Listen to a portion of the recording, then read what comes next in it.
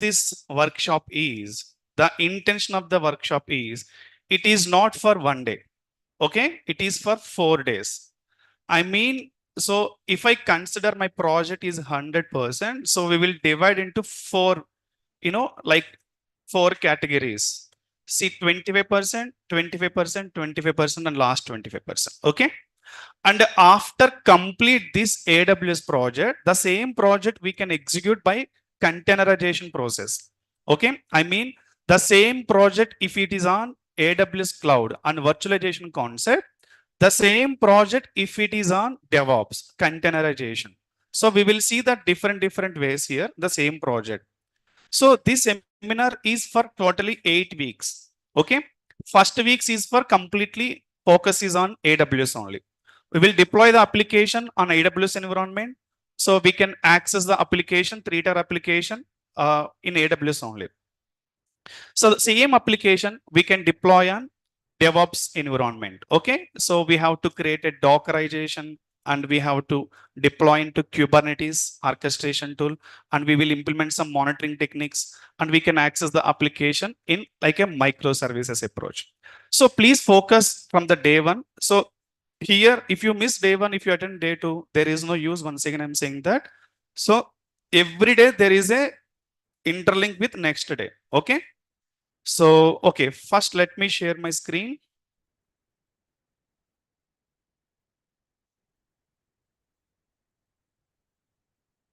Okay. So directly I will show you first architecture, guys, so that we can plan.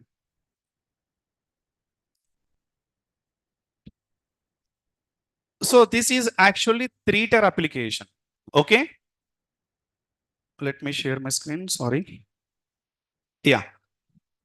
Can anyone please confirm my screen is visible to you? Yeah, thanks. No recordings. Will not provide any recording this session. Please focus only. Okay. Yeah, thank you. Thank you. Okay. So this is 3-tier architecture. First, we need to understand what is 3-tier architecture, the importance of the 3-tier architecture. And later we can focus to deploy one application in 3-tier architecture, the necessity, the architecture, what we need to build here, the requirements, the VPC and subnets and SG groups. So far, I think you, learn the security group for all traffics, and we can enable for, in any source and all traffic, right? But in this project, we can, more focus on security groups and security terms and monitoring. And very important thing is security. Okay. So in real time, all applications has to deploy in private server only. Okay. All applications has to deploy in private server means, so here so many challenges here. So if you deploy application in private server, how we can access into the private server application, right? So in this case, we have a concept of bastion host and load balancer concept, right? In real environment also, if you want to connect any server, we have to use bastion host process. In this case, you have to create at least one public server. Any project, any company, we have to create at least one public server. The requirement of the public server is it should be in the public subnet only. Okay. The reason, the private server only we can enable private IPs only, right? So private IPs will not give access from external access. In this case, you should be in the inside network. To reach you inside network, definitely we should use any public server. So public server, we have a public IP. By hitting the public IP, we can enter into the network. Okay. We can enter into the network. From there, we can start the process to connect the private server and we can deploy the application. So don't confuse in the real time, always private servers only. Then why public server means public servers we can use as a medium to connect the private server. That's it only. Okay. So here I will show you first directly architecture. Yeah. If you can see this architecture, here two regions are there. Okay. Two regions are there. So in this project, so as a AWS engineer or a DevOps engineer, the high availability is very, very important, right? So if you can see Flipkart, Amazon, so these websites are always available, right? So you can shop anytime. Anytime you can shop. The network always available. Your application always available. In this case, to provide the application high availability, the background, what kind of techniques we follow as a DevOps engineer or cloud engineer. So we have to make it available. Our application always available. Okay. In this case, we can see the different scenarios. If your application runs on one server, if may fails that server, how we can access the application? So in this case, we have to implement different configurations. So if you can see in the AWS environment, we have a availability zones concept and regions concept, right? I think you are all already took a training, right? Okay, then no problem. So if it is a freshers, very difficult to understand this project. So that's what we have clearly mentioned. AWS knowledge is required for this project. Okay. So first we need to understand, after seeing this architecture, no need to worry about that. No need to panic. This is very simple architecture. Anyway, if you take any project, the architecture is looks like only same. Any project. Okay. So if you can see here, list of 16 subnets I can see here. First of all, 16 subnets. Why the requirement 16 subnets? Why we have to create here? Simple deploy of our application. So as I discussed, this is three-tier architecture, right? So first we can discuss what is three-tier architecture, and then you will get a better clarity. Okay. So I will show you in the paint itself, and meanwhile you just understand. So here two regions are there. The same configuration, we have a one more copy in different region. Okay. In this case, what we can understand, my application is running in different region also. One more copy. We have to understand that. If you want to deploy your application one more copy, you have to create one more architecture in the same into the next region also, right? In this case, if you can see, this is the set of one region architecture. Okay. Set of one region architecture, and beside we have a one more architecture. So same architecture, the difference is we have a one more copy. Since it is a application is, I mean, high availability will give across region also. Across region means we have to create one more architecture in different region. Understand now? Okay. Let's go to for understanding first what is three-tier architecture. Why we need to create 16 subnets? As we know, only three-tier architecture means 3 servers only, right? 3 servers, why 16 subnets are required?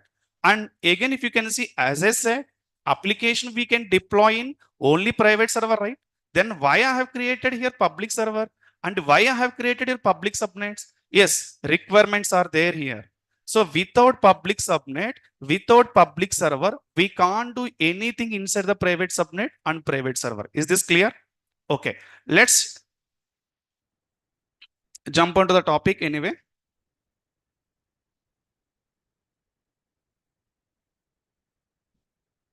So what is three-tier architecture? First, we can understand what is three-tier architecture.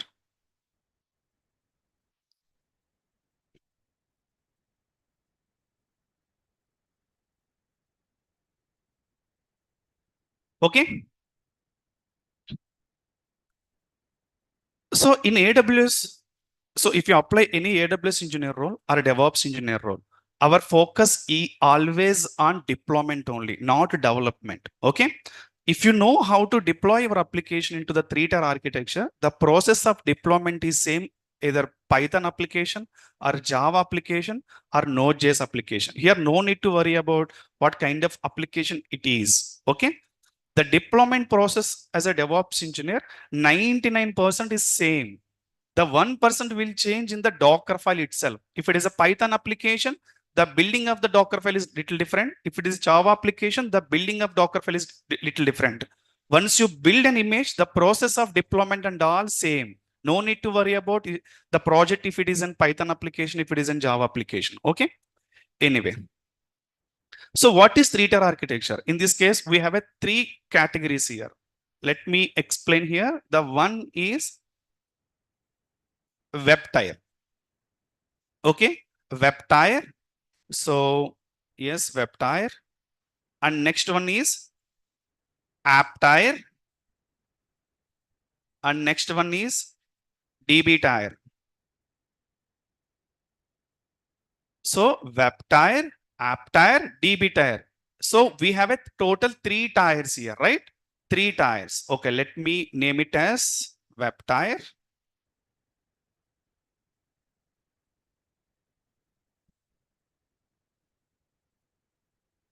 So app tier, application app tier. And very important one is DB tier. Okay. So what is web tier? So our end user will directly connect with web tier. Okay. Our end user directly connect with web tier. In this case, let's go to take a users here.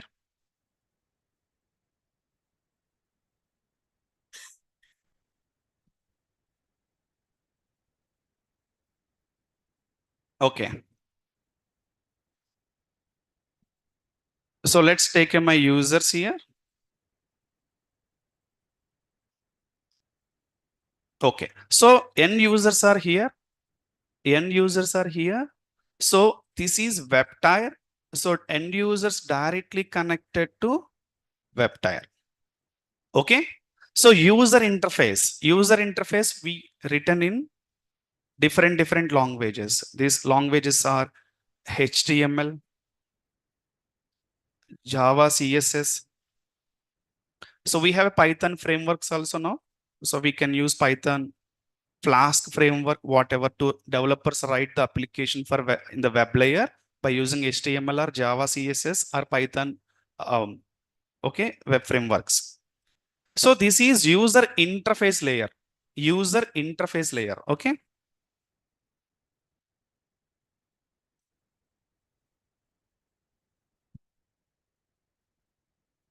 Okay. User interface layer. Okay, cool now. So guys, you tell me in my web tier. So how many servers are required to achieve high availability? One is fine. No, right? Definitely we have to deploy multiple copies. Multiple copies means 1 or 2 or 3 or 4, whatever. Okay. I will show you in the different architecture for high availability process. Just understand this is 3-tier architecture only. Okay. Okay. So just understand single line flow. I will show you multi-line flow later. Okay. So if I open Flipkart here,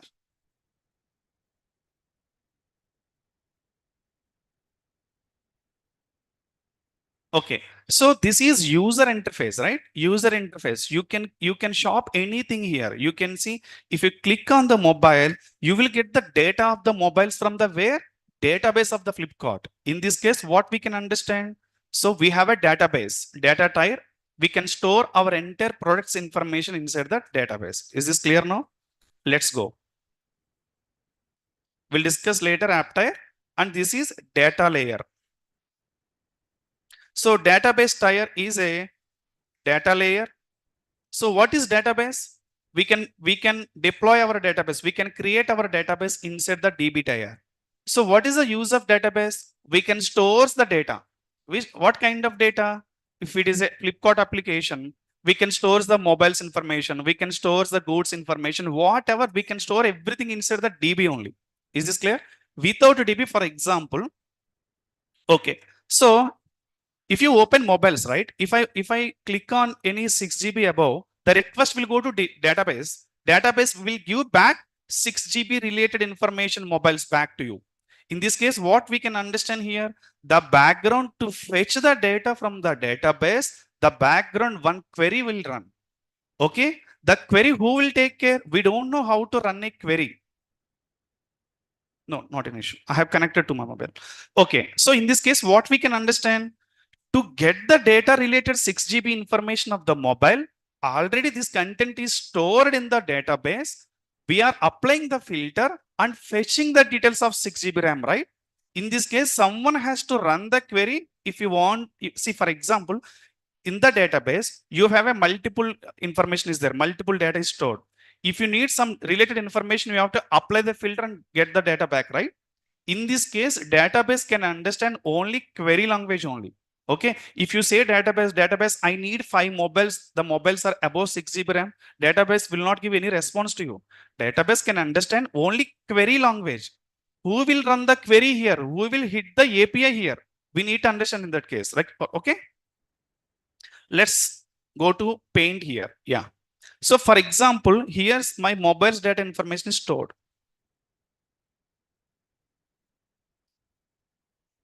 So the one mobile here, mobiles are Samsung and Apple. Yeah.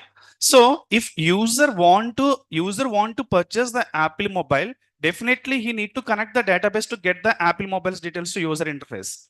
Yes, I need Apple mobile. In this case, user is not possible to connect directly to the database. Database cannot understand user language here. So I can give I need 6 GB RAM, but database will give response back query language only. So in this case, definitely someone is there in between user and database, that is app tier. So app layer take the request from the web tier and redirect the request to DB tier. For example, yes, I need a mobile here. So whenever click on the mobile's information on the user interface, this is the request will go to immediately web tier. Okay. This web tier, okay, user is looking for Apple mobile. In this case, if user request is redirecting into application tier. In this application tier, whenever you can click the Apple filter, your application will give the response to database. Okay, user is looking for Apple information. If you can see out of stock, in this case, what? The Apple's information of the database already empty. No, there is no any Apple's mobile's data information inside the data layer. Immediately database will give to app tier and give to out of stock. What is out of stock? The database and there is no any information regarding the Apple, already sold out. Understand? For example, in the database, if Apple mobile's information already, if you loaded means the Apple product information will go to app tier and app tier will go give back to user interface. Yes, you can purchase. And again, if you can, okay, I'm okay this. Again, you can give the your details, right? Yes, shipping address and all. Again, the request will go to app tier. App tier will it will verify with the DB tier. Already this person related shipping address already stored in you or not. If it is stored, you will get a pop-up already their shipping address. You can click and proceed. Understand? So what we can understand here, the importance of the three tiers, the work, the background to give the product back to user, we need to deploy our application three tier only. Okay. So if you deploy the three application in one tier, so I'm saying very high level. One tier is nothing but web application, okay, application and database all are running in single server only. In this case, it is not at all good practice to give directly server access to user. So database layer only give the response only application layer only. In this case, if you deploy all servers into single EC2 instance, if a single EC2 made down, all applications will down. So that is not at all good practice.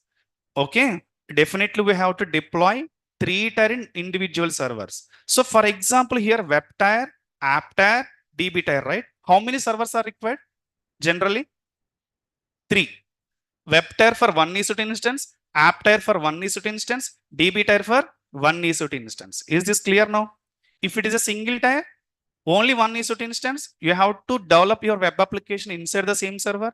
You have to whatever application there we used to write a Java and Python language.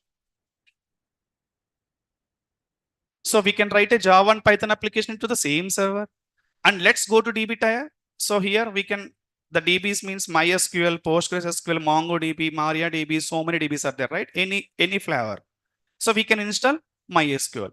I mean, single instance, if you deploy your web related information, app related information, DB related information, you need to understand one thing. These three applications will take the resources from only single EC2 instance. Understand? To work the web tier process, some CPU is required, some RAM is required. It will consume from your EC2 instance. To work an app tier, again, it will take from single instance RAM, single instance CPU.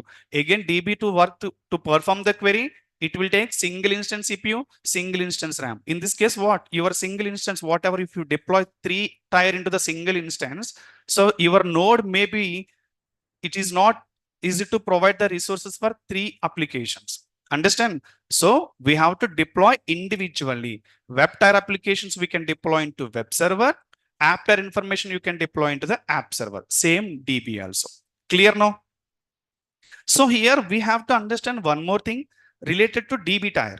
So you can install your MySQL inside your EC2 instance. That is DB on your EC2. Otherwise, you can directly take RDS. The advantages, if you take a DB directly, AWS provided DB, we have a lot of advantages in terms of scaling and high availability. For example, if you take a one server, if you deploy MySQL, if you install MySQL inside the server, the managing of the DB is not at all easy task. It's a very, very tough task. In this case, better to take directly cloud managed database, that is RDS. I will show you in the coming classes. If you take DB and MySQL, if you directly take RDS, what are the challenges we can face? Okay, at that time, definitely you can understand. Anyway, this is three layers. One is web layer, app layer, DB layer. So definitely, if you want to deploy any application, like any popular website, you have to develop a first web tier for user interface and app tier for logical layer to communicate with the database. And we have to deploy database to store the website information. Is this clear, everyone? Any questions from offline? Clear? Perfect. So now we can understand in detail now. In this case, you tell me, guys, I want to deploy, so I want to develop a one application in terms of high availability across AZ. Across AZ is nothing but across availability zone and across region. Okay. In this case, just understand very high level now. Okay. I'm going to develop application means developers will give the application. Okay. After developing that. So you have to deploy that application. So here as a DevOps engineer or cloud engineer, the infrastructure creation completely on you only. No one can share. Okay. Completely AWS cloud engineer or Azure cloud engineer or GCP cloud engineer or DevOps engineer, you have to take environment setup. No one can involve in this. Clear now? Developers develop the application, hand over to you. Maybe they can push into the GitHub. Their task is done now. So you have to take care the code from the GitHub. You have to deploy. If you want to deploy the application, first of all, you need to create an environment, right? Your environment, make it ready, then deploy your application.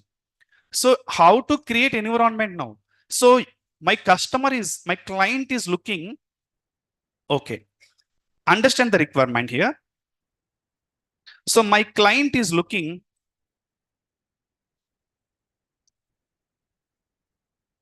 to develop a application and it should be give HA means high availability always. Okay. So always it should be give high availability. So no budget matters here. In this case, we can see all the scenarios. Now we can discuss one by one the scenario. My application is ready now. My application, just understand the application is NareshIT.com. So NareshIT website. Okay. This is Naresh IT website. Application development already completed by developers. Okay. Now your job has to, so to deploy this application, what kind of environment you can choose. So how the environment looks like, it will give high availability across region or availability zone. You have to understand. Is this clear now? Okay. So as we discussed, we need to deploy the application in 3-tier architecture, right? In this case, let's understand now. Okay. So I'm going to create a subnets now, just for understanding. Okay, let me draw a first very big layer, that is outer layer is VPC. Okay, this is my VPC. My VPC is ready. So in this case, what you need to understand, guys, my VPC is a global specific or region specific? Region specific. You have to stick on where you are going to create this VPC. Is that clear now? Okay. My VPC is region specific. In this case, I'm creating US East 1. My VPC is US East 1. Okay, cool. So US East 1. In this case, you have to create subnets inside US East 1 only, right? Okay. Let's understand now how many subnets I can create now. Tell me anyone. Just minimum subnets. How many minimum subnets required to deploy this application inside my VPC? 3. You guys are saying 3, right? Let me draw 3. One is for, so three subnets, right? For what 3 subnets? Online? 3 or 6 or 4 or 5 or 1 or 2? Tell me. 2 subnets private and 1 public. Deepika is saying that. DB tire. So you need to understand one thing. If you want to create RDS or DB and EC2 also, you have to create subnets separately. RDS also, we have to create subnet separately. While creating RDS, we have to give subnet access for that. That is called subnet group inside RDS. Okay. So let's draw the subnets now here. Okay. Inside VPC, you tell me, I just run one subnet here. Okay. This is for what? Web tire. Okay. And next one is what? App tire subnet. Okay. And next one is what? DB subnet. Clear everyone now? Let me write here one by one. Web tire.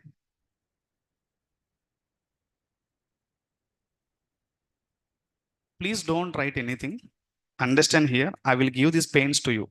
I will give end-to-end document. What you need to do step-by-step process. If you need, see here. Okay. Sorry, this is Terraform. And by the way, the same process, the 3 days, what we are going to implement, the same process we can deploy 4th Saturday by using Terraform. Okay. So if you are having any questions on the Terraform, better we have a 3 weeks of time. Just you can revise the again Terraform. For 4th Saturday, be ready with your Terraform skills. Then only you can easily understand the 4th day. Okay. Okay, let's go to here. So if you can see, this is a day 1 document, guys. Day 1 document. I have divided my project into 4 days. So this is day 1. After complete this class, what you need to do in day 1. So you have to follow simply this day 1 document with screenshots. Okay. How to create VPC, even again, subnet, internet gateway, NAT gateway, RDS, everything is there in the document for day 1. Just to follow the document, you can easily complete day 1. Clear? So that's what, don't write anything. Understand the concept here. Many of you, I know many of you may confuse. If the deploy application in private server, how I can access? Then why public subnets? We can directly create private server. In your trainings, many of trainers show directly public subnets only. Show directly public subnets, public servers only. That is not a correct case. In the real time, we have to deploy applications only private server. There is no public IPs at all. Understand? Then how they can develop? So please focus here. If you focus here, you will get definitely real-time environment idea. You can update in your resume. In the 4th Saturday, I will share the sample resume to you. Same resume, you can follow it, change the project. You can update into the LinkedIn and Naukri. Okay. Okay. Okay. Let's go here. Yeah. Tell me, guys. Web tire. This is subnet. This is subnet. App tire. And next is what? Very good. DB tire. Web tire, app tire, DB tire. You tell me, guys, subnet is region specific or AZ specific? AZ specific. Are you clear, right? So if it is a US East means I'm just giving here 1A. This is 1B. Okay. This is 1C. Okay. Till here clear? Okay. Let's launch an EC2 instance to deploy my application.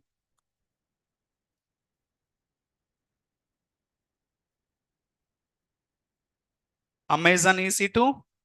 So if you deploy your Amazon EC2 here, right? This is for web tier. And next is for app tier. And next is, you need to understand DB on EC2 or RDS. RDS, we can go for RDS. Anyway, I will show you even DB on EC2 also. So let's go for RDS.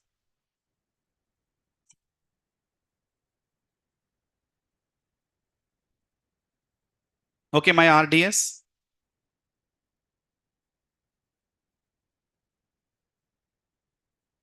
Cool. So 1A, 1B, 1C. So 1A, 1B, 1C. If my availability zone fails, what will happen? Server will down, right? The entire application will down, right? So what we can manage here? So let me change this. Is wrong actually. 1A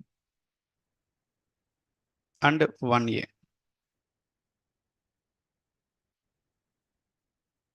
1A and 1A. Okay. Okay. So you have deployed your servers in only single availability zone. If the single availability zone is 1A, if 1A may fail, your entire project is fail, right? Agreed or not? Now you tell me, I want to provide this architecture across aged.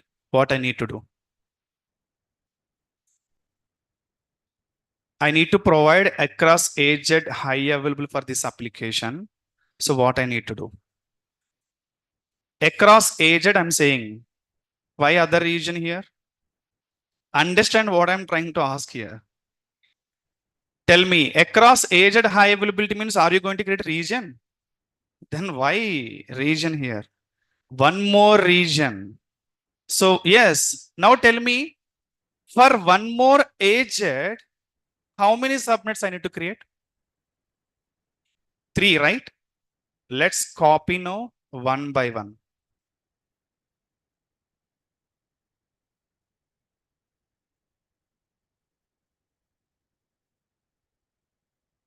Okay.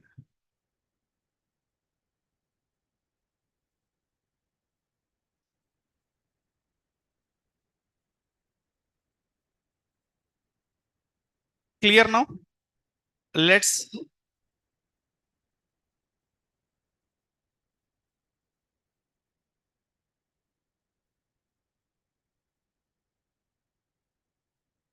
what about here? Hmm? Hmm? 1 dB or multiple dBs? Only 1 dB, guys. We already discussed multiple times, right? Replica we have to create, not for master DB. I will tell you why again. I will tell you why.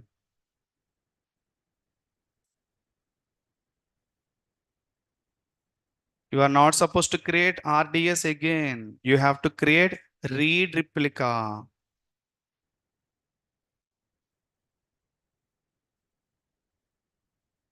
This read replica always communicate with master, what we discuss in our regular classes. Clear now? Perfect, right? How many subnets now? 6 subnets. Let me give here 1B, 1B, 1B. Clear? Is this fine now? For across agent, right?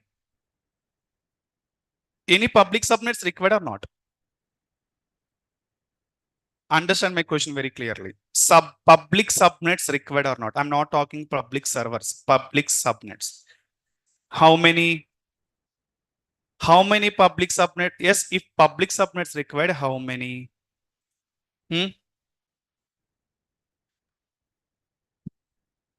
2 public subnets required.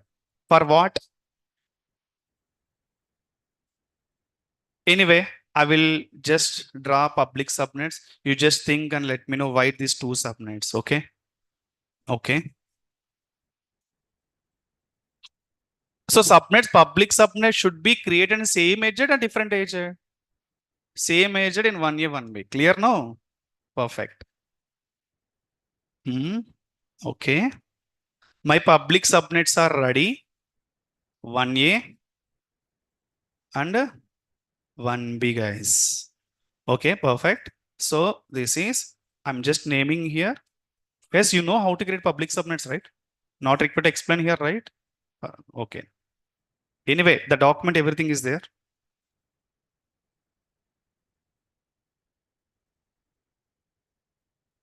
You tell me, guys, why these 2? I mean, you are saying same ages, public subnets are required. You are saying that, right? Same ages. Yeah. Tell me why. What is the importance? Why we need to create 2 public subnets? Why can't we create 3 or 1? Can I create 1? Is it possible to create 1 subnet? Tell me. 1 subnet is fine? Hmm? The question to everyone, 1 subnet is fine or not? No. Many of you, many of the people, yes, and no, yes, no, yes. Okay. But answer is no. Okay. 1 subnet is not sufficient. Why?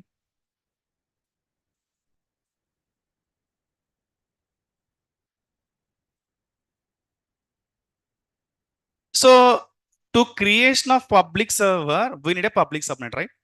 Then why 2? I can create only 1 subnet, right? To create a public server. Why 2?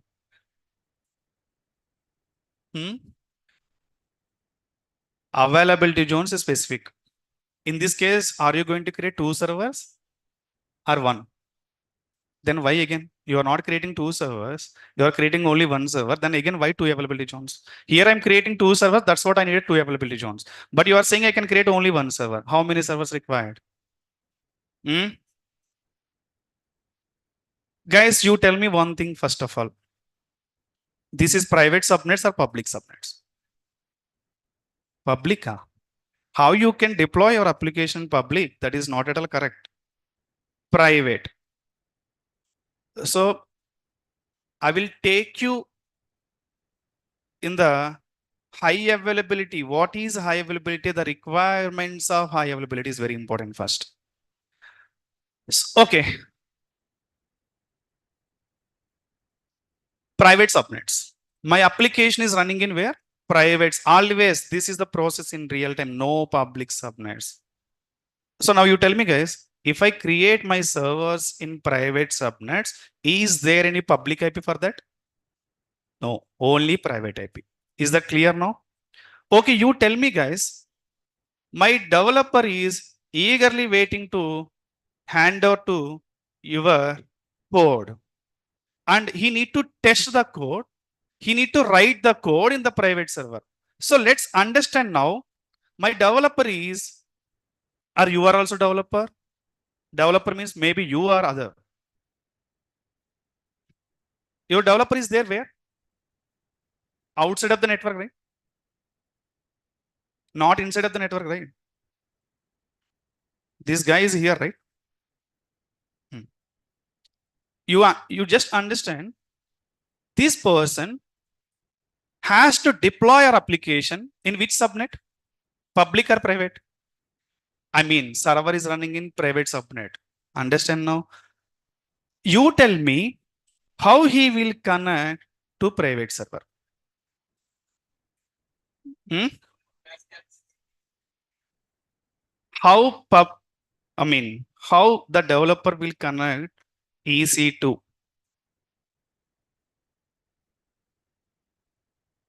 via Bastion host process. Is that clear now? Clear. In this case, the request, so the request will go to first Where? Public. Okay. So the request will go to where? First, public.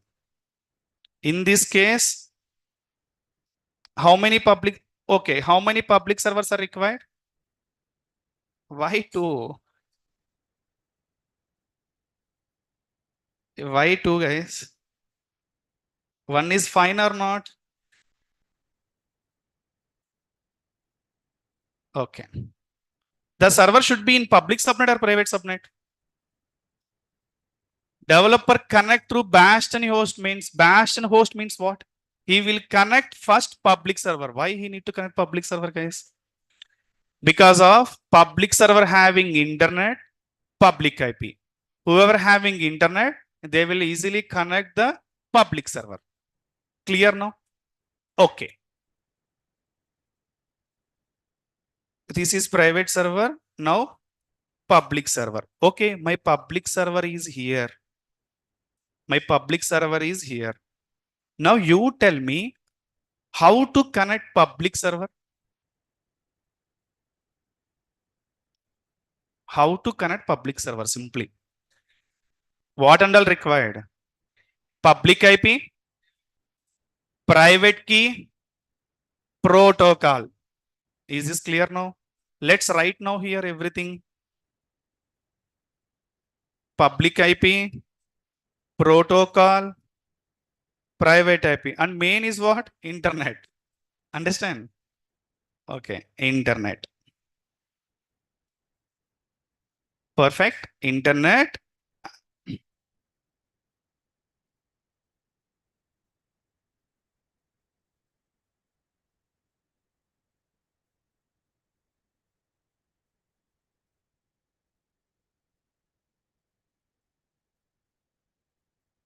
Internet, public IP, protocol. Sorry, guys. It's not private IP. It's a public IP, right? Private key by mistake. Internet,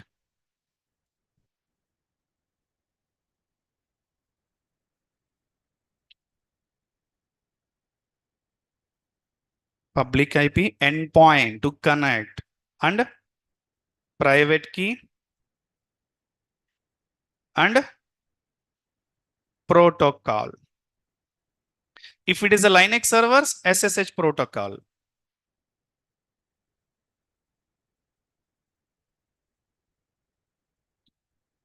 So my developer connected public server.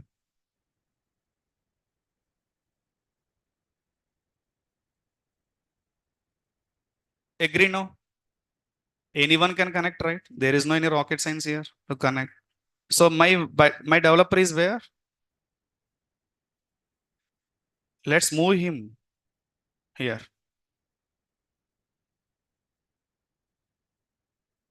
He is here now, right? He is here now. What is the main criteria to connect private server? You should be in inside network first. Private IP. What is private IP? Private, is it possible to connect directly private IP from external by using Mobexterm or Putty or Git Bash or VS Code or terminal? Is it possible now? No. Private IP allows only internal communications. Understand, guys? Internal communication means you should be move inside network first. How to move? By using public server. So first, to connect this private server, you should be inside the network. Inside the network means by using public server, you can go to inside the network. You can just move to inside the server. If you are inside the server, if you try to connect the private server, since you are inside the network, private server will allow to connect. Understand now? Okay. So here to connect, what I need to do? Guys, don't say NAT gateway. NAT gateway not at all required to connect private server. Understand what is the requirement of private server? Is there internet required to connect internal network? Private IP. Here to here you have to connect private IP. Why NAT gateway? What is NAT gateway? NAT gateway for only required internet for private instance. I'm not talking about internet. I'm talking about just connection here. Understand now? Tell me how to connect here to here. By using SSH client connect. Same process here also.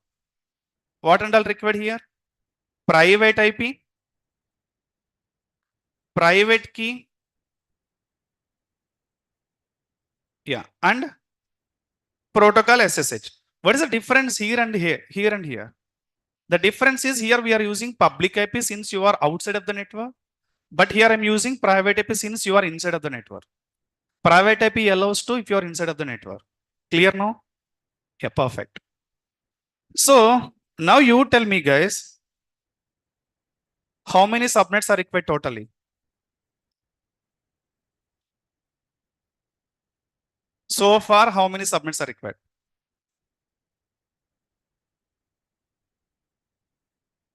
1, 2, 3, 4, 5, 6, 1 public subnet. Total how many?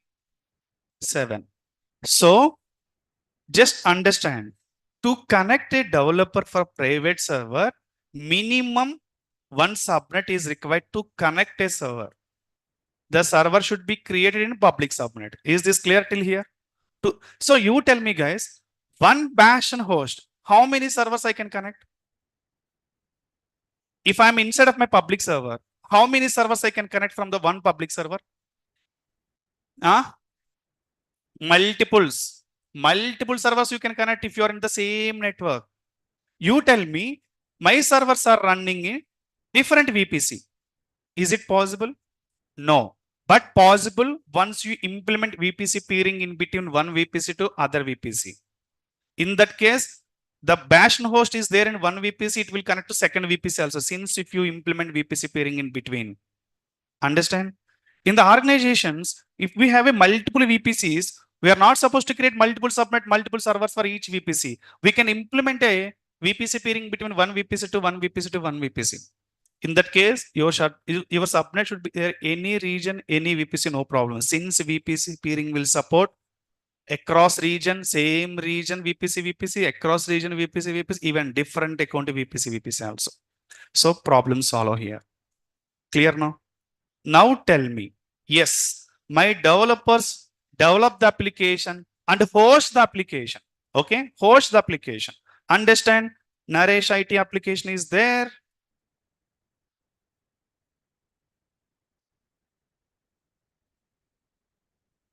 So here also Naresh IT application is there. So here also Naresh IT application is there. Here also Naresh IT application is there. So your development, your environment done with 7 subnets. Till here clear? Any confusions? Now you tell me, to once you connect the server, you can use maybe your code is there in the GitHub. By running the git clone, you can clone the code into private server. Agreed or not? No need to, no need to develop the code inside the server. You can develop inside your local laptop, push to GitHub and clone it into the EC2 server and you can deploy, right? Now you tell me, my code is there in GitHub. My Python code is there in the GitHub. You need to run which command inside your EC2 instance? Git clone. Agreed or not? And my application is Python application. Python application runs on Python environment only. In that case, what you need to do? Install Python in your server. But developer and it is working fine. Why? Developer already installed Python. He tested in the local system, but Python is not there in your server. Code only you are cloning. Definitely, I need to run apt get install Python, m install Python, whatever different Linux distributions. So guys, I need Python and Git, right? I need to install first 2, right? So you tell me, private server, is it possible to run m install Git, m install Python now? No. Git clone. Okay, Python install. In this case, your server, there is no internet, right? Those commands will not run. If you use wget, the request will go to external. If the packages are depends on the external internet, definitely your server able to connect the internet and download the packages. Understand or not here? In this case, I need one device. What? Now NAT gateways come into the picture. Clear now? Perfect. Where I can deploy my NAT gateway? Public subnet. Yes, my NAT is here. By using this NAT gateway, my instance will take internet. How many instance, sorry, my subnet. How many subnets I can give by using NAT gateway internet? All subnets. Just selection of subnets only, right? In the NAT gateway. Go to subnet association. Just edit, click the list of subnets. Understand? Okay, perfect. Now your all instances internet is there since if you select all subnets. Clear? So NAT gateway allows only one directional, not like internet gateway. It will supports only egress traffic, not ingress traffic. If it is supports ingress traffic, everyone can access private server. Clear till here? My servers having internet. Now the point is, my application is ready. These guys are ready, right? To access. These guys are ready to access my server. Which server they can access directly first? Which server? Public server. Which server they can access? Which tier they can access? Web tier. End user interface is web tier. Okay. How many instances are running in the web tier now? How many instances are running in web tier? 2. Clear now? You tell me, guys. 2 instances, how you can give access to public? Will you give public IP of the server to access directly? First of all, this is private server, no public IP. Is this clear now? Tell me then how I can give this access to public? Using load balancer. Very good. Load balancer required, right? How many load balancer for web tier? One load balancer.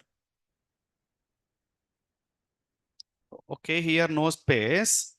Okay, I will just try here anyway.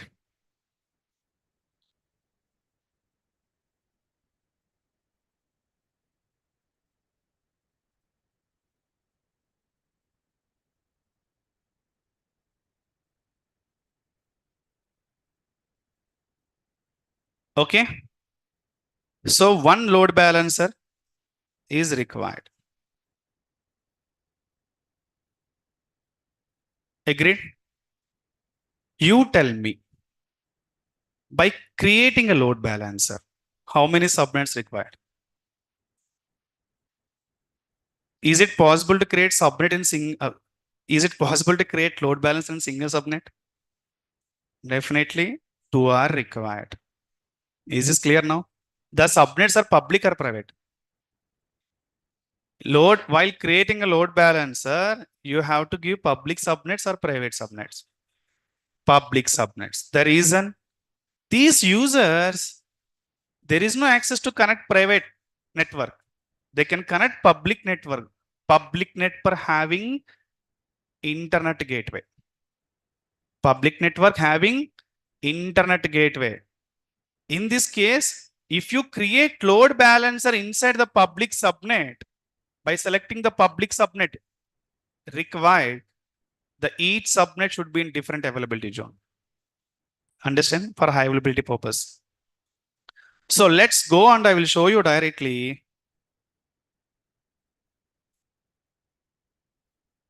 So if I create a load balancer, guys.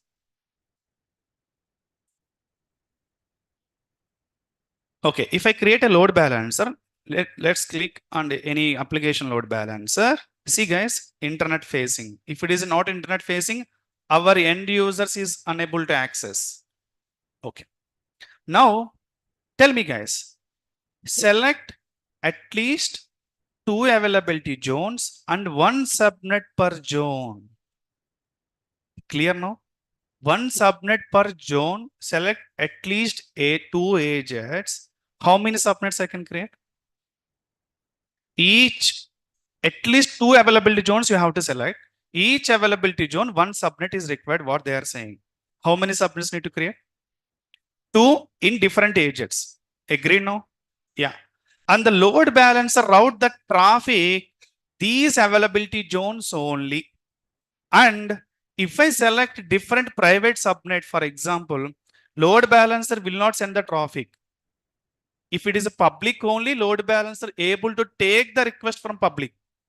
Load balancer also there in private. Internet gateway attachment is there, not there for private subnet. So end user request will stay at internet gateway only. Understand? So definitely it is not possible. In this case, you tell me how many public subnets are required. 1 or 2?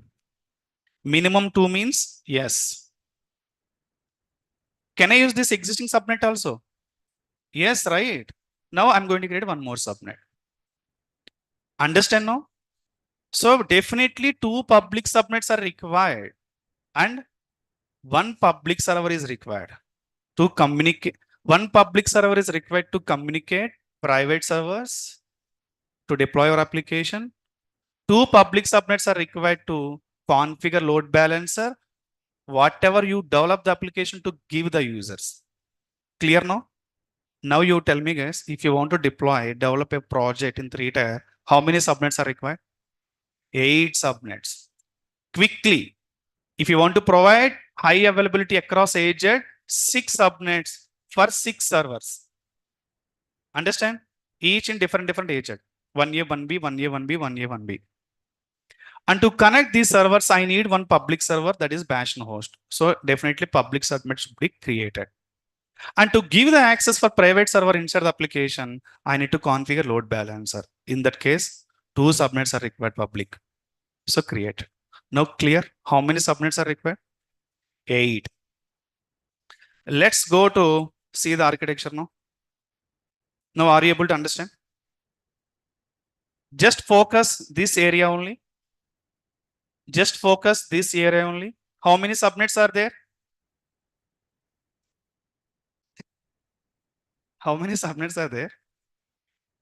This is also subnet only.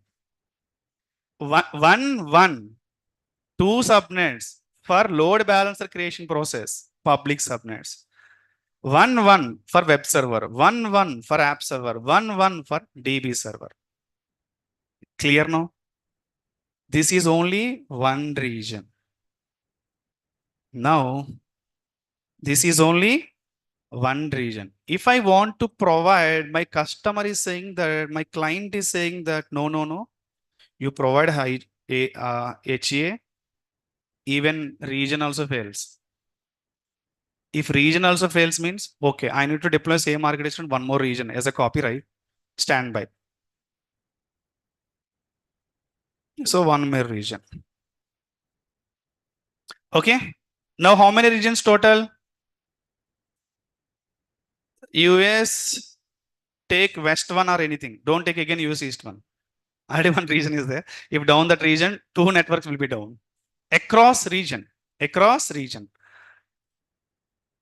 Now you tell me how many subnets are required totally? 16. Clear no? So let's go here. That's what here we are creating 16 subnets. Now you tell me how many public servers are required? 2 per region. We cannot connect for Mumbai region to US region by through bash host. If it is a VPC peering, no problem. If it is not there, better to create one more server. Now clear? 2 public subnets for load balancer, 2 public subnets for load balancer, 1 server for bash host process, remaining servers are for deployment your application. Clear? Any questions to understand the architecture? If you understand the architecture, 90% project done. This is the main. Clear? Tell me now. Any questions? Route 50. Yes, I'll come to that. First, 16 subnets, 2 regions. Till here, clear. I will tell you next. Any questions? Any questions? No, no. Till here, Srinivas, till here, clear or not? The creation of architecture and all. Why 16 subnets? Why 2 public servers? Why 4 public subnets? And all.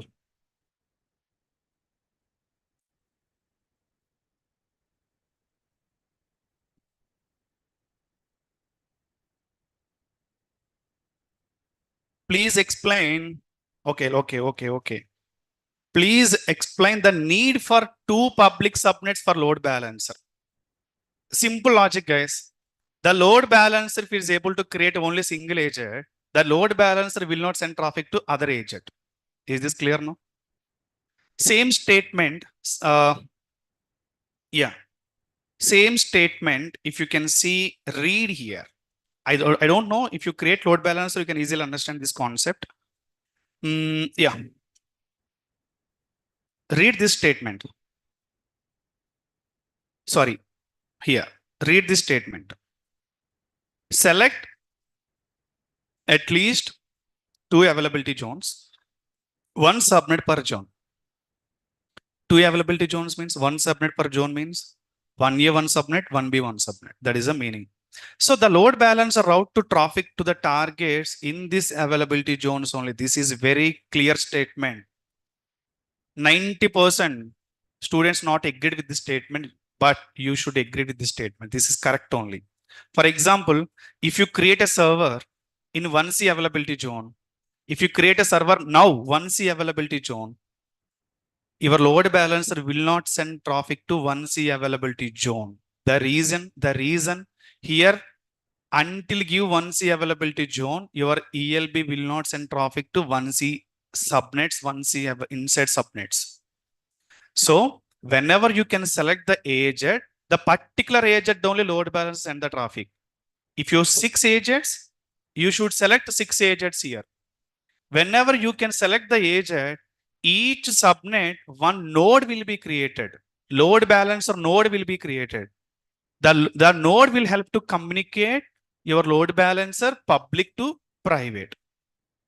Understand? Yeah. I will show you, I think 9 a.m. batch, right? Where is that architecture? I think this one. Yeah. So if you can see, guys, this is my ELB. My server is running in only 1A availability zone. Okay. So while creating ELB, it is not possible to give 1 availability zone. It's a mandatory requirement to give 2 availability zones to create a load balancer. The reason, high availability concept. If one agent may fail, still your load balancer still route the traffic for different agent. That is the process right here. You tell me one thing, guys. We have explained this architecture. If load balancer, if cloud provider give the provision, one agent is fine for load balancer. Now your servers are running in 2 different agents. In this case, if your ELB you create for only 1A availability zone, your ELB sends the traffic always 1A availability zone, always same subnet, even your application running in different subnet. Understand? That's what they're giving. At least 2 agents are required. At least 2 agents are required. At least you can create a servers different agents now. Now, who will create the servers? Auto scaling group. While creating auto scaling group, your ELB is configure 1A, 1B, right? For example, while creating auto scaling group, while the network configuration area, you have to select 1A, 1B subnets, list of 1A, 1B subnets only. For suppose, if you select, while configuring the auto scaling process, if you select 1C, that 1C is not redirecting your ELB. Even your auto scaling group creates the server in 1C availability zone also, but That 1C availability zone server, your ELB is not redirecting the request to 1C servers. Understand? No use, right? Creating servers, but if you are not redirecting traffic, no use, right? In that case, while creating ALB, check your servers, which availability zones it is running. You can select all agents. Then only your ELB is redirecting into your application. Clear? Online team clear?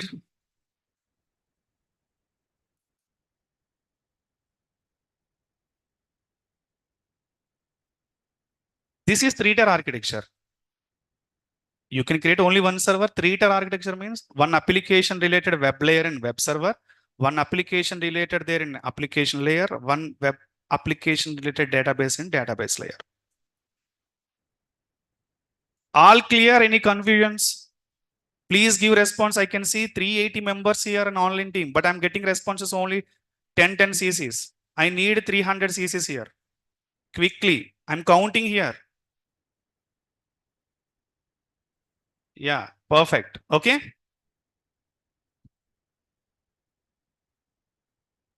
Thank you so much. So, okay, please stop it. Huh? Okay. So what you need to understand here, if you can see any project in any cloud, this architecture is common. Don't confuse why public server, public subnet is there, why public server is there. Maybe that is Bastion server, maybe that is for load balancer purpose only. Okay, now tell me, how many load balancer required? One load balancer is for only web servers, right? See, this load balancer give the provision for web servers. What about application servers? Hmm? What is application server? How can I configure my application server? How many ELBs are required? Hmm? Two required, guys. This is for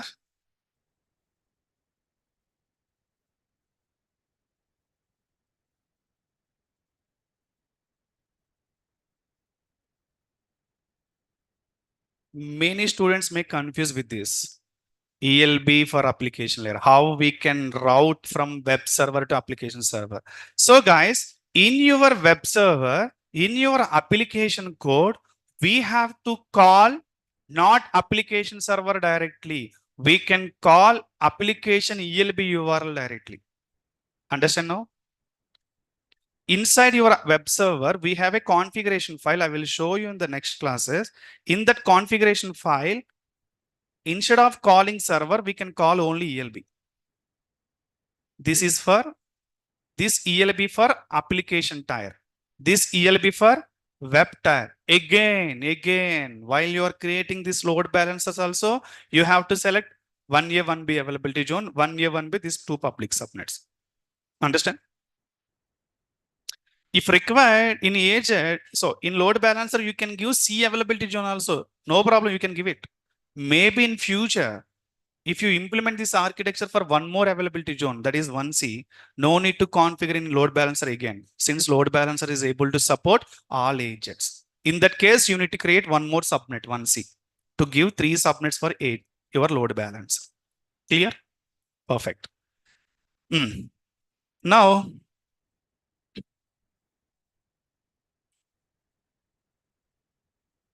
Blanca.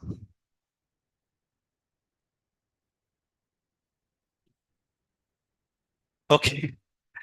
Tell me, guys. Now the question to you.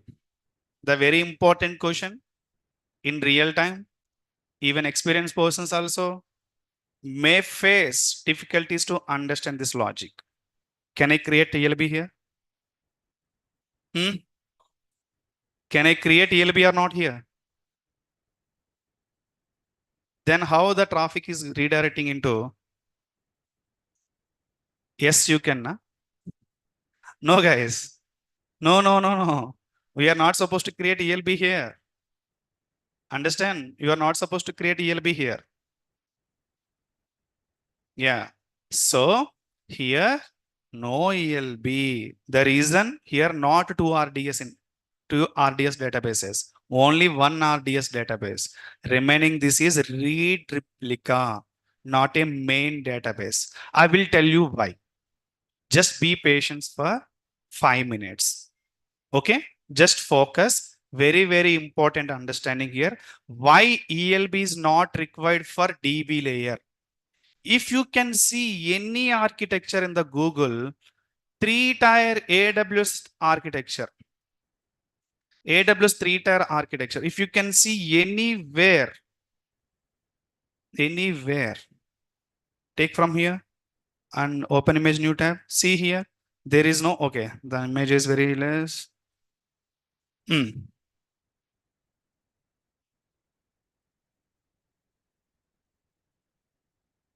If you can see, auto scaling group is there.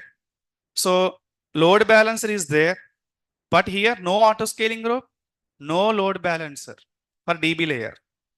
Okay, for DB layer, no auto scaling group, no load balancer. Why? You can take anything, any architecture, same scene repeat. Only see this one also you can take.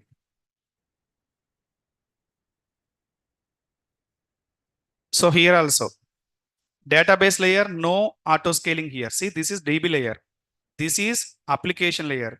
This is web layer. Web layer, we have auto scaling group, we have a load balancer. Application layer, we have a load balancer, we have auto scaling. See, this is load balancers, but we don't have any auto scaling group DB and load balancers. That is very, very important understanding, guys. The reason, yeah, we'll discuss now. So I will take one user as example now. So my user,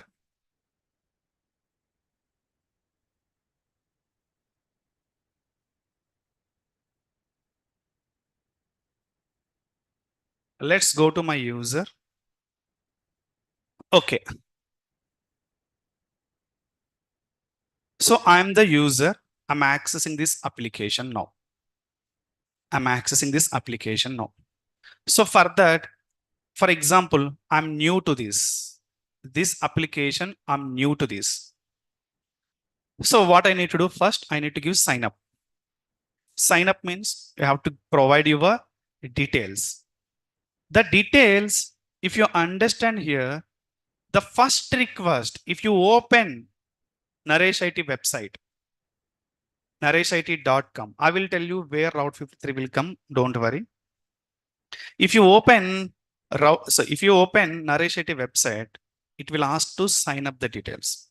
Once you sign up if you click on the sign up details, the request will go to finally where, guys? NareshIT database. Your details will be stored in NareshIT database. Understand or not? Let's suppose NareshIT implemented this application in 3-tier architecture. So the first request will go to where? ELB of web server. ELB will send traffic which server, guys? ELB sends traffic which server? Which web server? I can see 2 servers here. Which server my load balancer sends the request? Any idea? We don't know, right? We don't know, right? Maybe my ELB sends traffic this server or this server. Anyway, the both and same application, we don't have any problem. This is called stateless. Stateless. I will tell you what is stateless also. Now, this application server, redirect request to where, guys? ELB of app server. Now, this ELB sends the traffic to which server? Same, any server, since same application. Let's understand this time this server. Now, the point is, if I maintain 2 databases, the green one, just leave it for blue one, 2 databases. Understand? Now you tell me, if I put load balancer here in my application server. If I configure, it will send to, just understand, if load balancer is there.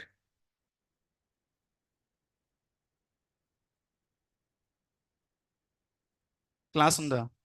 It will take time. Shift to another room. Half an hour. Okay. See here.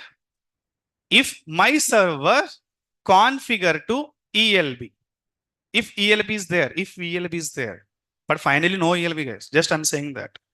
Now you tell me, my and how many databases are there? 2 databases are there. My ELB send traffic to which database? Any database, right? Here, my user details stored, right? Clear? My user details stored into database. Clear till here? Now, after some time, he is going to sign in the Naresh website. Understand? What he need to provide? User's credentials. Since already sign up, right? User's credential. The request will go to where first again? Load balancer. This time I will take the black color. The request will go to load balancer. This load balancer redirect to any server since both applications, no problem. This server. Now this server is redirecting to this ELB. This ELB is redirecting to any server since both application. Now this server is redirecting to this ELB. Now this ELB redirecting into which server? Which database? We don't know, right? For example, it is redirecting into the disk DB. This time now. Is it possible to sign in now? What error will get? You need to sign up. You need to sign up your details. I have already given, right? I already given, but if ELB is there, it is redirecting your request to any one of the DB, but data inserting is only 1 DB, not for 2 DBs, right here. Okay, maybe I forget to save that time. I'm going to again give the sign up details.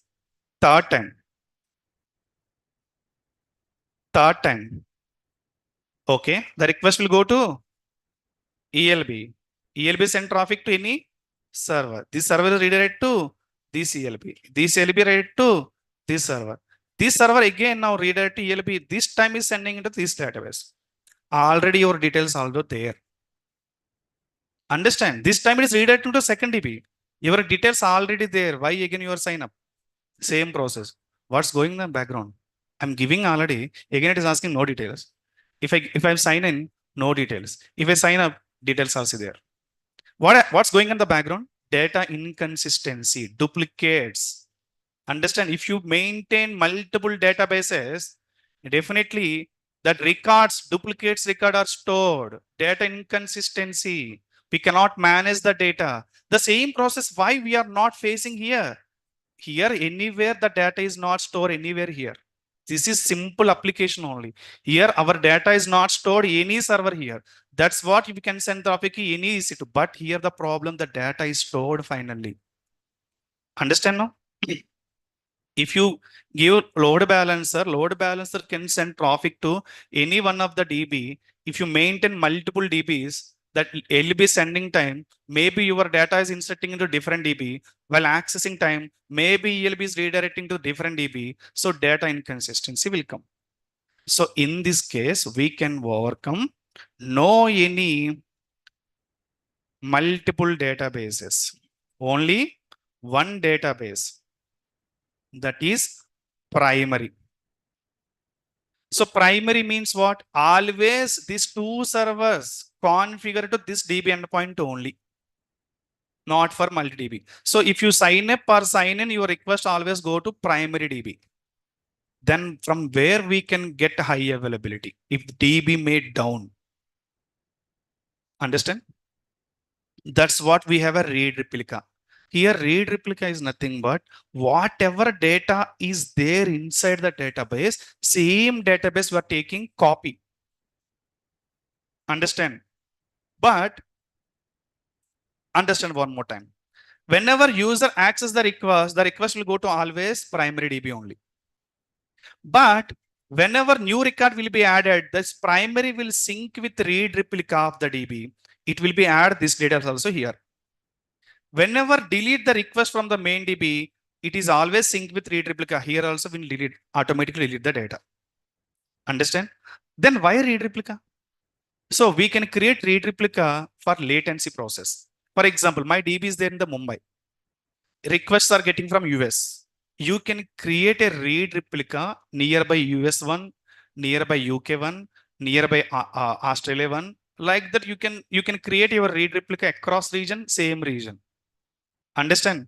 So what I'm going to try here, you can create a region, here you can create a region replica, here you can create like this. You are creating multiple read replicas, but we are not going to give any access to any user for the read replica. If you give user, again insert the data into read replicas also. So here data inserting only for primary DB, not for read replicas. Whenever data is inserted into the primary DB, automatically read replicas will be updated with the new data.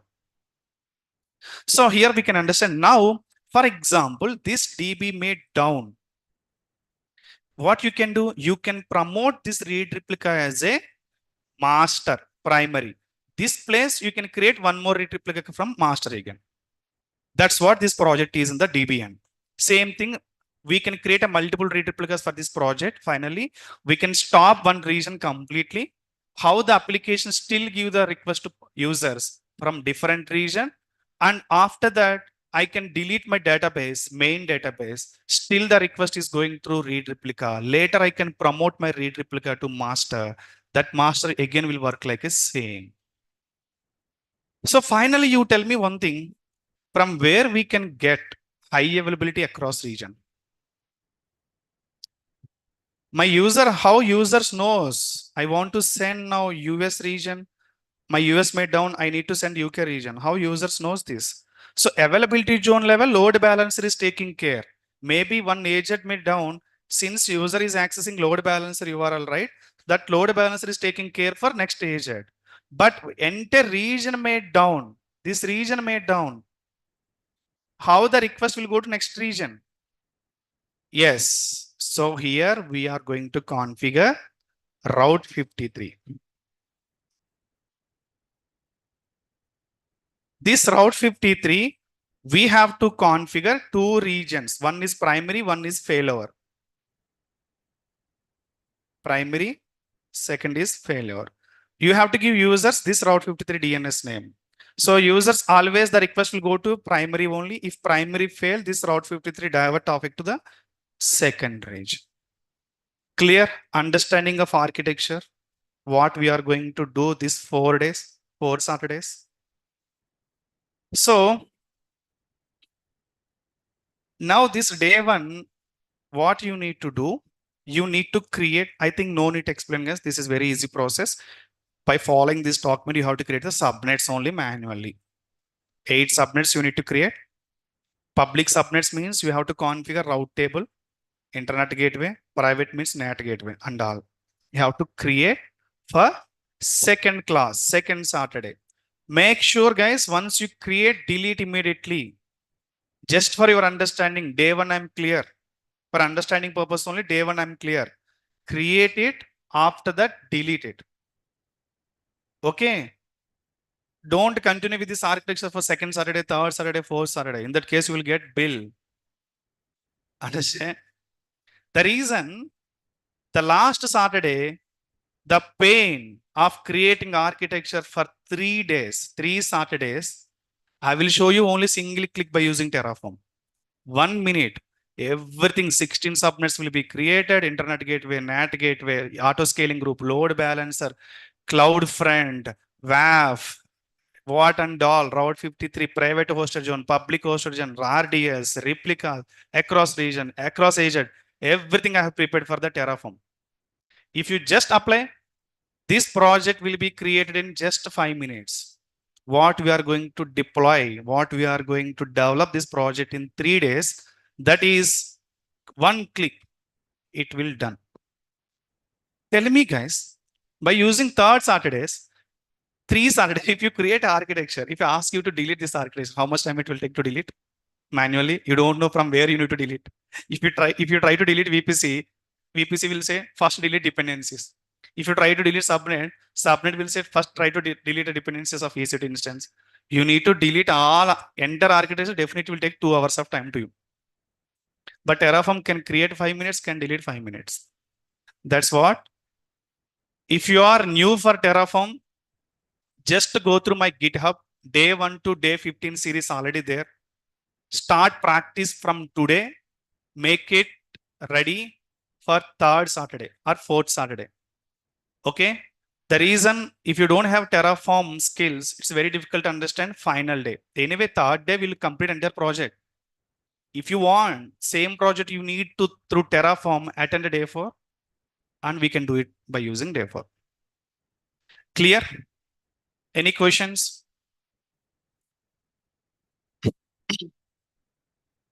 GitHub link.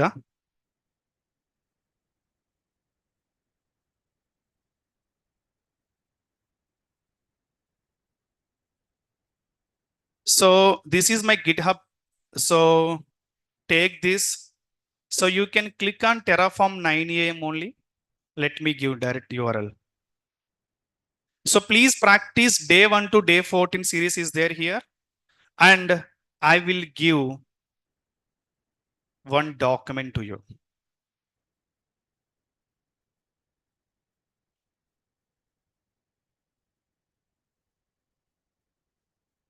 Please save this URL. Yeah, no problem. Please save this URL and start the practice. No YouTubes, no recordings, sorry. And I will give this document. So for internal team, for my team, I have prepared for the Terraform day 1 to day 14 series. So day 2, what they need to do. Day 3, what they need to do. So everything, internet gateway next is what. So next is what. So day 3 and day 4 and day 5 and day 6 till day 15 till Terraform with Jenkins. We have done the document. So I will share this document, by the way. Practice with this document day 1 to day 15. So no need to go through any YouTubes and all. This is very clear document, the steps and all. Clear? So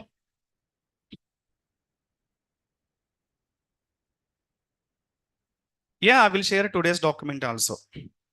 How to share? I will share in the Telegram. Okay, guys, quickly in 10 minutes, I will show how to create subnets and VPCs and all. Okay, just focus and we'll finish the class. Okay. So let's go to VPC. Let's go to Singapore region. Okay, Singapore region.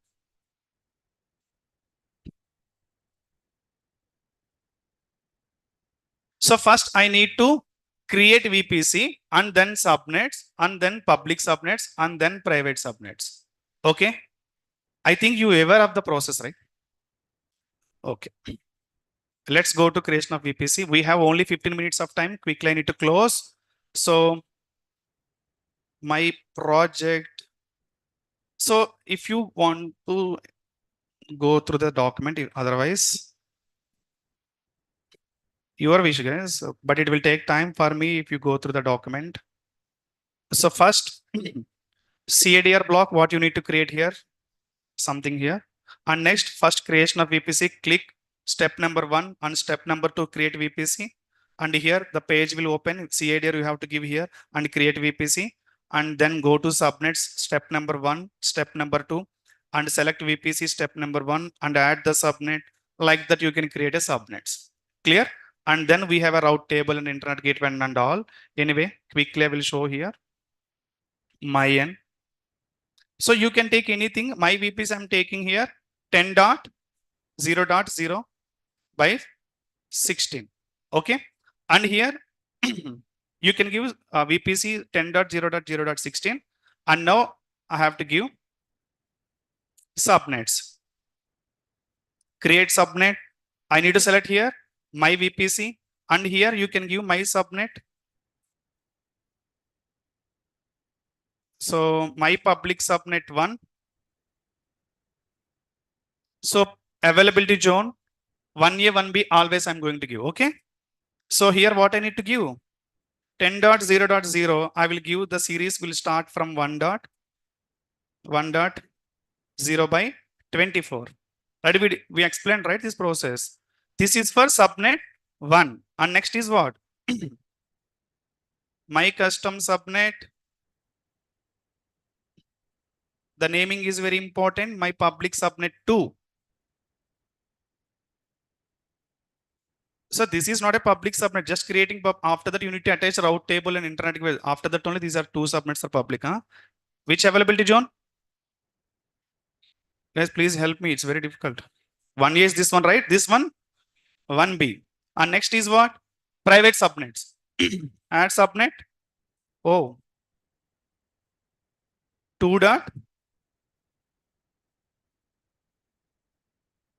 by 24. Okay. And next is what? Private. My private subnet. Better I give you like this so that we can easily understand, right? 1A subnet. Here, next series is what?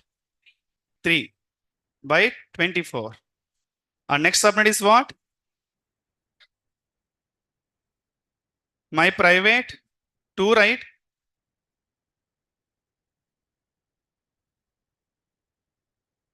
One B. So 2B, I will give like this for understanding. But here selecting 1B. Otherwise, I will give 1B. May you confuse. Clear? What is the series here? 4.0 by 24. Next. Oh, sorry.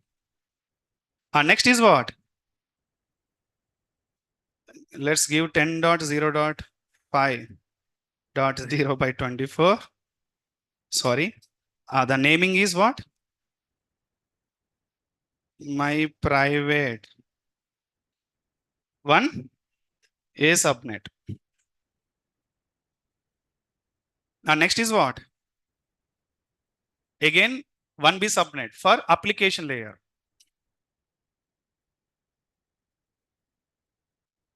My private 1B subnet. What is the series here? 6, 24. Next is what? Database. So all done till here. 2 web servers, 2 application server, 1, 2 public subnets. Now database. So DB. My DB private 1A. Here 1A. Here 7.0 by 24. And next, my DB private 1B. So here 1B. Here 8.0 by 24. Create all subnets. Okay. So subnets VPC creation done now. Next, what I need to do? Internet gateway. Quickly go to VPC. Quickly go to VPC and then go to internet gateway. And since you know the process, my project IG and then create IG and attach to which VPC? My project VPC and done. And next is what? Route table. Let's go to route table. Create public route table. So my public route RT project. Let's go select VPC here, my project, and create a route table and go to edit routes here, add route here, zeros here, and click on internet gateway and select the internet gateway and save changes and then go to subnet association here, edit the subnet association here. I need to click only public subnets. Where is that? 1. Okay. Let's done now. Private route table done, internet gateway attached, public subnets part done. Let's go to route table and create a private route table. So give my RT private project. So now select the VPC and create a route table and edit routes here. What I need to do first? NAT gateway. Let's go to back. NAT gateway. Create NAT gateway for private route table. What I need to select here? Any public subnet. My NAT project. So NAT gateway should be in public subnet. So I'm giving here. Which one, guys? Okay, I can give any subnet to also, no problem. Allocate elastic IP and create NAT gateway and go to route tables and select my private route table and click edit routes and add here and zeros and here NAT gateway. Click here and then save changes and go to subnet association, edit subnet association. Here you need to give private, private, private, private, private, private. Where? Okay. 224 done. First one total 336 done. Clear? Done. Entire process is done. So next we have to create a RDS DB. I will show you next Saturday. Just go through this process and document process. You also create the infrastructure and all.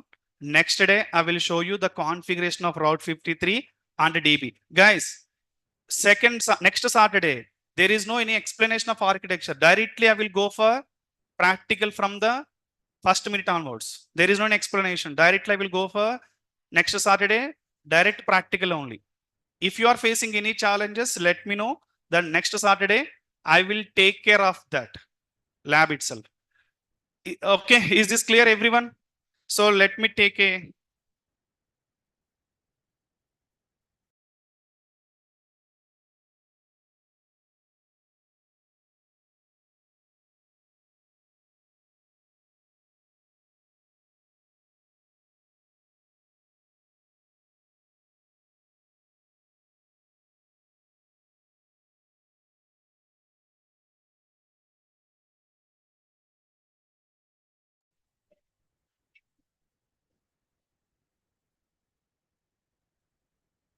so online team, are you clear?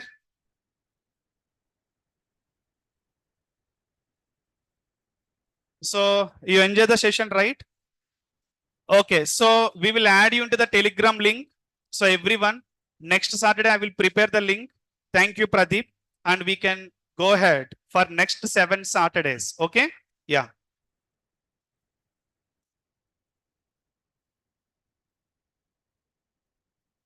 Sorry.